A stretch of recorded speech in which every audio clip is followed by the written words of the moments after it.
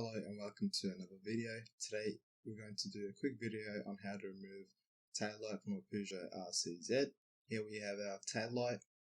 We're going to be opening the boot lid, and on the inside there's a little cover on either side for each taillight.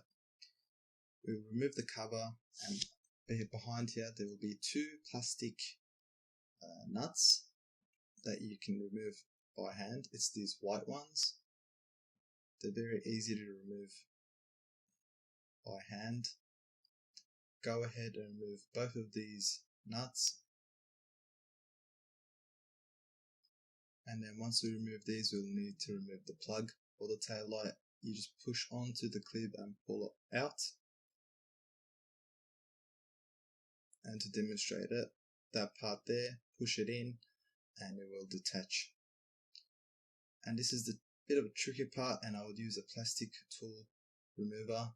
Get in between the taillight and the body of the vehicle with your plastic tool, and what holds the taillight in place is a locator, so you'll need to be a bit patient over here, and then pull the taillight towards the right rear of the vehicle and then upwards, so you can remove it out of the locator pin from its location.